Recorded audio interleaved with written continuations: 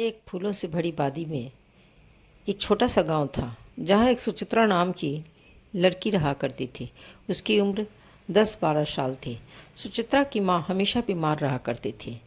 सुचित्रा की माँ जब अच्छे थे तो वह फूल वहाँ आने वाले सैलानियों को फूल बेचने का काम किया करती थी, परंतु माँ के बीमार होने के बाद यह काम सुचित्रा को करना था।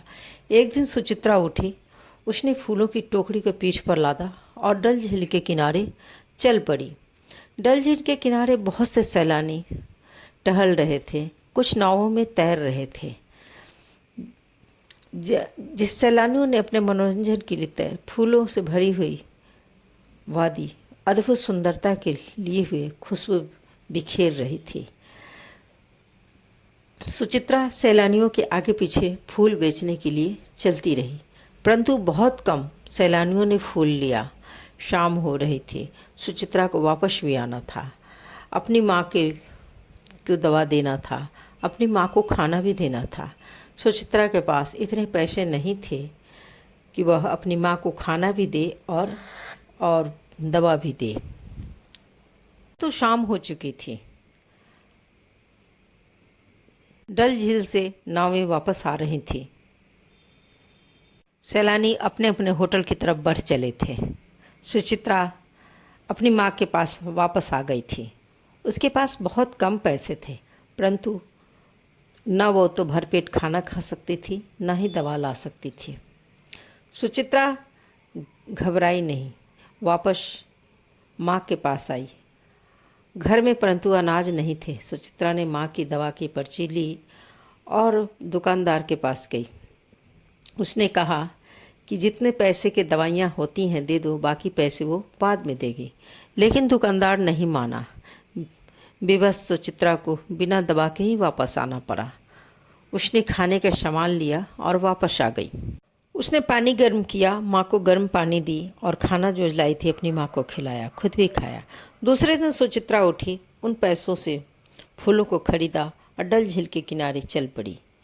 सैलानी पहले दिन की तरह ही वहाँ थे। सुचित्रा ने सैलानियों के पीछे चलना शुरू किया, फूल लेने के लिए उनसे प्रार्थना की, परंतु सैलानियों ने बहुत कम फूल लिया।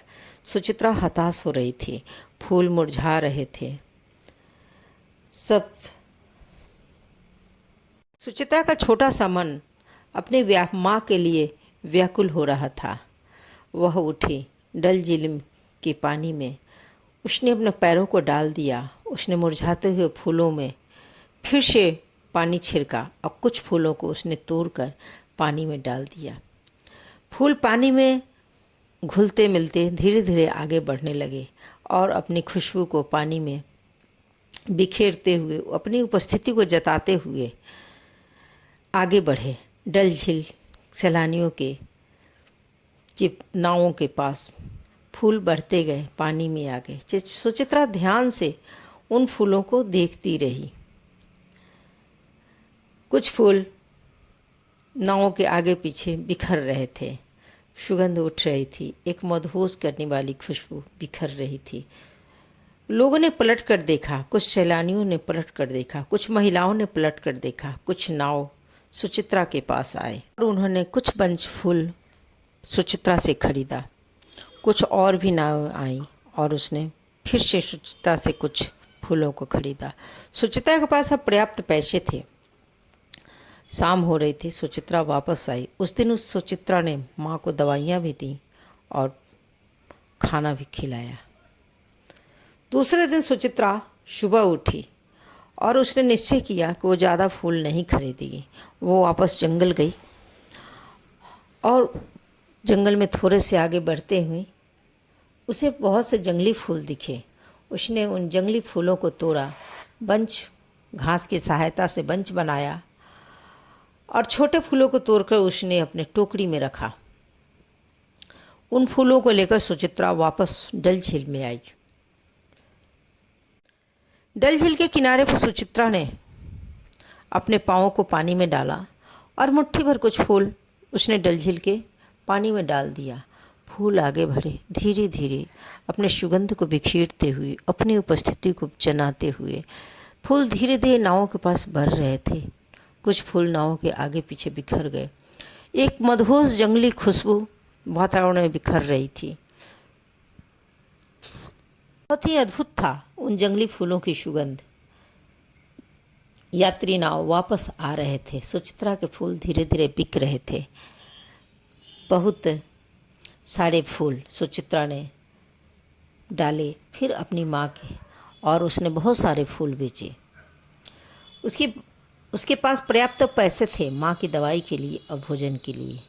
सुचित्रा वापस लौटकर घर आई। उसने अपनी माँ की दवाइयाँ दी और खाना दिया। दूसरे दिन पुनः सुचित्रा उठी सुबह में और जंगल की तरफ गई, और उसने फिर से बहुत सारे जंगली फूलों को तोड़ा और उन्हें बंच घास के सहायता से बंच बनाया और टोकरी में डाल, और कुछ उसने छुट्टे फूलों को तोड़ा और टोकरी में डालकर वह वापस डल झील के किनारे आई। उसने डल झील के पानी में पाँव डाला और कुछ मुट्ठे फूल उसने डल झील के पानी में डाल दिया। फूल धीरे धीरे आगे बढ़े, सुगंध बिखेरते हुए, अपनी उपस्थिति को जनाते हुए। नाव सैलानियों के नाव के आसपास बिखर रहे थे। सैलानियों की नाव वापस आ रही थी, सुचित्रा के फूलों को खरीद रही थी। सुचित्रा के पास से पर्याप्त पैसे थे। अब ये सुचित्रा का नित्य का नियम बन गया था। वो अपने जंगल में जाती, फूलों को तोड़ती, कुछ फूल टोकरी में रखती, वापस डल झील में आती, कुछ फूल डल झील में डालती। फूल सैलानियों के पास पहुँचते, अपनी पूरी उपस्थिति के साथ जंगली खुशबू पानी में घुलते मिलते सहयात्रियों को आकर्षित करते, और वे फूल वापस पुनः वे नाव की यात्री सहयात्री वापस सुचित्रा के पास आते और फूलों को खरीदते। इस तरफ सुचित्रा ने अपने तक